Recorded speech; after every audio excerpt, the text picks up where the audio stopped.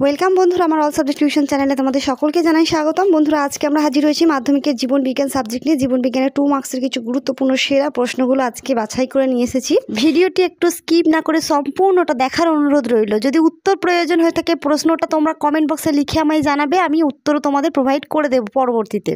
Suggestion করার আগে আমরা দেখে নেব যে প্রথম অধ্যায় থেকে গত বছরের প্রশ্ন কেমন এসেছিল, কেমনভাবে ঘুরিয়ে প্রশ্নগুলো আসে, শুধু কাকে বলে কেন, এইভাবে কিন্তু সহজে প্রশ্ন সবসময় আসে না, কখনো কখনো প্রশ্ন ঘুরিয়েও আছে।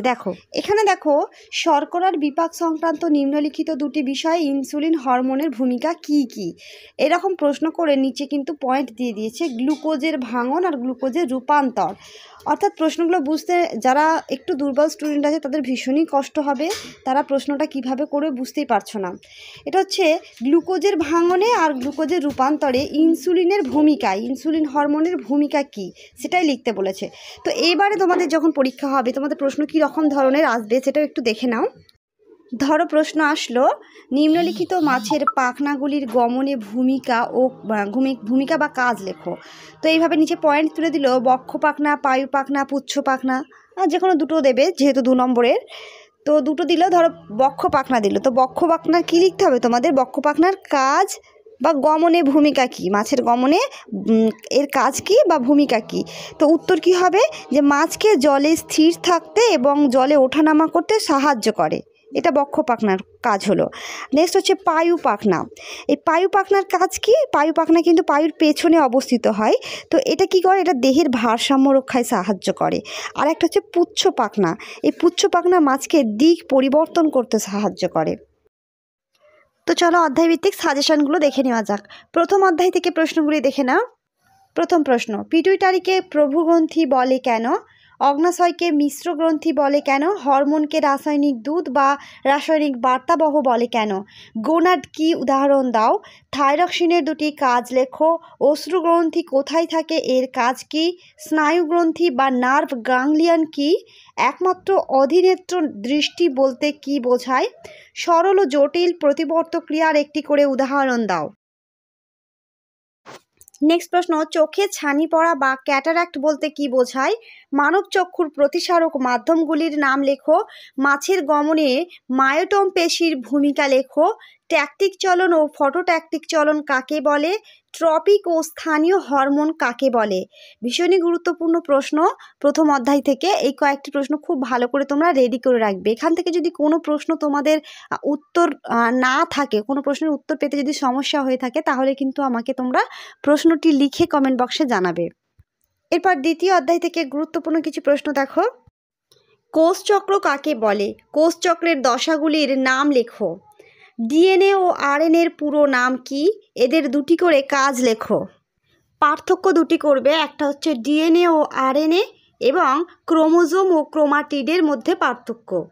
মাইটোসিস কোষ বিভাজনকে সমবিভাজন বলে কেন, হ্যাপ্লয়েড ও ডিপ্লয়েড বলতে কি বোঝায়, অ্যামাইটোসিস কাকে বলে উদাহরণ দাও, কোষচক্রের দুটি গুরুত্ব লেখো, মিওসিস কোষ বিভাজনকে হ্রাস বিভাজন বলা হয় কেন, মটর গাছ ও গিনিপিগের কোথায় মিওসিস কোষ বিভাজন সম্পন্ন হয়, প্রোক্যারিওটিক ও ইউক্যারিওটিক কোষ কাকে বলে, একটি সপুষ্পক উদ্ভিদের পাতার কোষে ক্রোমোজোম সংখ্যা 24 হলে তার শস্য ও জনন কোষে ক্রোমোজোম সংখ্যা কত হবে। নেক্সট তৃতীয় অধ্যায়, বংশগতি এবং কয়েকটি সাধারণ জিনগত রোগ। এই অধ্যায়টি থেকে গুরুত্বপূর্ণ প্রশ্নগুলি দেখে নাও। প্রথম প্রশ্ন, বর্ণান্ধতা কি, এই রোগের লক্ষণ কি, প্রকট ও প্রচ্ছন্ন বৈশিষ্ট্য কাকে বলে, সংকর জীব এবং সংকরায়ন কাকে বলে, থ্যালাসেমিয়ার কারণ উল্লেখ করো, হিমোফিলিয়া রোগের কারণ উল্লেখ করো, ফিনোটাইপ ও জিনোটাইপ কাকে বলে, হিমোফিলিয়া এ প্রথম কোথায় দেখা যায়, দুটি বংশগত রোগের উদাহরণ দাও। ভীষণই গুরুত্বপূর্ণ প্রশ্ন, অতি অবশ্যই এগুলো রেডি করে রাখবে। এরপর আরেকটি প্রশ্ন দেখে রাখো, কোন সংকর জীবে কত প্রকারের গ্যামেট উৎপন্ন হয়। ঠিক আছে, যেমন দেখো এই সংকর জীবটাতে এটাকে আমরা কত রকমভাবে লিখতে পারি। একটা হচ্ছে দেখো, দুটোই আর আছে ক্যাপিটাল লেটারে, তারপরে একটা R capital letter, Y small letter, তারপর R small letter, Y capital letter, তারপরে দুটোই একবার করে স্মল লেটার, তার মানে 4 বার হচ্ছে। তাহলে এই সংকর জীবে কত প্রকারের গ্যামেট উৎপন্ন হলো, 4 প্রকারের। নেক্সট দেখব চতুর্থ অধ্যায়, অভিব্যক্তি ও অভিযোজন থেকে গুরুত্বপূর্ণ প্রশ্নগুলো। এখান থেকে প্রশ্ন সংখ্যা একটু বেশি হবে, কারণ এখানে প্রায় যে কটা প্রশ্ন আমি দেবো এগুলো প্রায় প্রতি বছরই ঘুরিয়ে ফিরিয়ে প্রশ্নগুলো আসে। তো ভালো প্রশ্ন, সমস্ত প্রশ্নগুলোই কিন্তু তোমাদের রেডি করতে হবে। প্রথম প্রশ্ন কি বলা হয়েছে দেখো, পার্থক্য লেখো। আমরা দুটো পার্থক্য দিয়েছি এখানে, ল্যামার্কবাদ বা ডারউইনবাদ, আর নেক্সট হচ্ছে সমসংস্থ অঙ্গ বা সমবৃত্তীয় অঙ্গ। জীবন্ত জীবাশ্ম কাকে বলে? ভেনাস হৃৎপিণ্ড কাকে বলে? উদাহরণ দাও। সংযোগ রক্ষাকারী জীব কাকে বলে? নিটাম ও আর্কিওপটেরিক্স কোন কোন জীবের মধ্যে সংযোগ রক্ষা করে? যোগ্যতমের বিবর্তন বলতে কি বোঝায়? মিসিং লিঙ্ক কাকে বলে? উদাহরণ দাও। মানুষের দুটি নিষ্ক্রিয় অঙ্গের নাম লেখো। আর্কিওপটেরিক্সের দুটি সরীসৃপ ও দুটি পক্ষীর বৈশিষ্ট্য লেখো। উটের আরবিসি এর অভিযোজনগত বৈশিষ্ট্য লেখো। মৌমাছিদের বার্তা আদান প্রদান কৌশল সংক্ষেপে লেখো। বায়োজেনেটিক সূত্র কাকে বলে? অপসারী অভিব্যক্তি কাকে বলে? মাইক্রোস্ফিয়ার কাকে বলে? জীব বিবর্তন বা জৈব অভিব্যক্তি কাকে বলে? রাসায়নিক বিবর্তনবাদ কাকে বলে? এর প্রবক্তাকে। প্রতিটি প্রশ্নই গুরুত্বপূর্ণ, খুব ভালো করে রেডি করবে। এরপর আমরা লাস্ট অধ্যায় দেখব। মনে রাখবে আমি কিন্তু প্রতিটি অধ্যায় থেকে ভীষণই কম, একেবারে গুরুত্বপূর্ণ সেরা বাছাই করা প্রশ্নগুলো দিচ্ছি।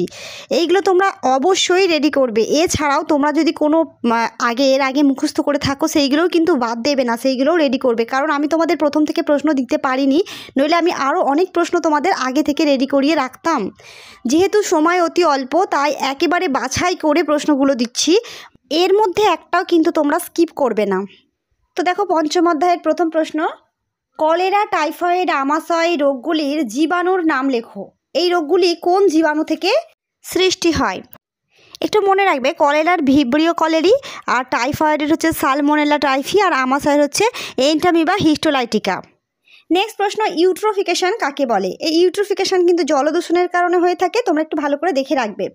নাইট্রোজেন চক্রের ধাপগুলির নাম লেখো। নাইট্রোজেন চক্রের ধাপগুলি বলতে গেলে তোমাদের সম্পূর্ণ লিখতে হবে না, নাইট্রোজেন চক্র বিষয়ে সম্পূর্ণ লিখতে হবে না। এখানে 2 নম্বরের প্রশ্ন যদি আসে তাহলে তোমাদের শুধুমাত্র ওই যে 4টি ধাপ, নাইট্রোজেন সংবন্ধন, অ্যামোনোফিকেশন, নাইট্রিফিকেশন, ডিনাইট্রিফিকেশন, এই 4টি শুধু নাম লিখে দেবে। গ্রিনহাউস গ্যাস বৃদ্ধির কয়েকটি কারণ উল্লেখ করো। কারণ বলতে গেলে ব্যাখ্যা করে সম্পূর্ণ তোমাদের লিখতে হবে না, 2 মার্কসের তো তোমরা কয়েকটি নাম জেনে রাখবে। যে কার্বন ডাই অক্সাইড, যেমন CO2 গ্যাসের ফলে জীবাশ্ম জ্বালানির ব্যবহারের ফলে উৎপন্ন হয় এই কার্বন ডাই অক্সাইড, এরকম একটা তোমরা কারণ লিখে দিলে। তারপরে মিথেন গ্যাস কোথায় ব্যবহার হয়? কৃষিক্ষেত্রে উদ্ভিদের পচন, বর্জ্য পদার্থ, তৈলখনি থেকে মিথেন গ্যাস উৎপন্ন হচ্ছে। এইগুলো গ্রিনহাউস গ্যাস বৃদ্ধির একটা কারণ। আর তারপরে তো ক্লোরোফ্লোরোকার্বন তো আছেই, যেমন আমরা বর্তমানে fridge, cooler, air conditioner, plastic কারখানা ইত্যাদি ভীষণ পরিমাণে আমাদের বেড়ে গেছে, ব্যবহার করা বেড়ে গেছে। এর ফলে অতিরিক্ত পরিমাণে ক্লোরোফ্লোরোকার্বন সৃষ্টি হচ্ছে। এই ক্লোরোফ্লোরোকার্বন তোমরা জানো যে স্ট্র্যাটোস্ফিয়ারের ওজোন স্তরকেও কিন্তু ধ্বংসের দিকে এগিয়ে দিচ্ছে। নেক্সট, পুরো নাম লেখো বললে এই যে WWF, MAB, JFM, SPM, IUCN, এইগুলোর পুরো নাম লিখতে বলতে পারে, ফুল ফর্ম। তো তোমাদের যেমন 2টো করে দেবে পরীক্ষায়, হয়তো 2 মার্কসের দিলে 2টো দেবে। আর WWF এর ফুল ফর্ম কি? এইভাবে তোমরা লিখবে, world wild life fund for nature. এটা বানান করে তোমাদের পুরো অক্ষরটা লিখতে হবে। যদি বাংলায় লেখো তাও চলবে, কিন্তু তোমাদের এটা ফুল ফর্ম লিখতে হবে।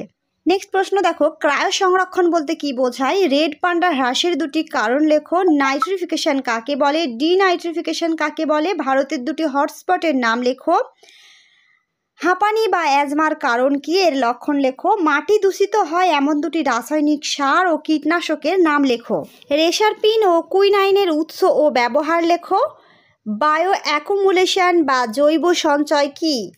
তো বন্ধুরা, আজকের মতো ভিডিওটি এখানেই শেষ করছি। দেখা হচ্ছে নেক্সট ভিডিওতে। নেক্সট ভিডিও তোমরা মাত্র কয়েক ঘন্টার মধ্যেই পাবে। কেউ আমাকে কমেন্টে জানিয়েছিলে যে আমি 2-1 দিনের মধ্যে প্রশ্ন দেব বলেও কেন দেরি করলাম। আসলে এবছর আমি তোমাদের বছরের শুরু থেকে কোনো প্রশ্নের রিসার্চ করতে পারিনি। এখন রিসার্চ করে প্রশ্ন সংখ্যা কমিয়ে আনাটা খুবই একটা ডিফিকাল্ট বিষয়। তো কমিয়ে প্রশ্ন দিতে গেলে আমাদেরকে অনেক ভেবে চিনতে প্রশ্ন কমাতে হয়। যে তোমরা একটা তোমাদের ভবিষ্যতের ব্যাপার, যে প্রশ্নগুলো তোমরা করবে, রেডি করবে, সেটা তোমাদের ভবিষ্যতের উপর নির্ভর করছে, এই প্রশ্নের উপর নির্ভর করছে। তো আমি হুটহাট করে তো তোমাদের ভবিষ্যৎটা খারাপ করে দেবো, সেইভাবে তো প্রশ্ন রেডি করতে পারবো না। সেই জন্য একটু দেরি তো হচ্ছে, কিছু করার নেই। সামনেই পরীক্ষা, ভালোভাবে প্রিপারেশান নাও। আশা করছি আগে থেকেই তোমরা অনেকটাই প্রিপারেশান নিয়েছো। আর যেগুলো আমার প্রশ্নগুলো দেখছো এর মধ্যে তোমাদের অনেকগুলোই কমন পাবে, তোমরা অনেকগুলো তোমাদের হয়তো প্রশ্ন মিলেও গেছে, প্রায় বেশিরভাগটা মিলে যাবে। তো যে কটা মিলবে না, যে কটা প্রশ্ন তোমরা খুঁজে পাবে না উত্তর, আমি তোমাদের বলছি কমেন্ট বক্সে কমেন্ট করে তোমরা আমাদের জানাবে। আমি কিন্তু তোমাদের অতি অবশ্যই প্রশ্নের উত্তরগুলো দেওয়ার চেষ্টা করব। ওকে, ধন্যবাদ।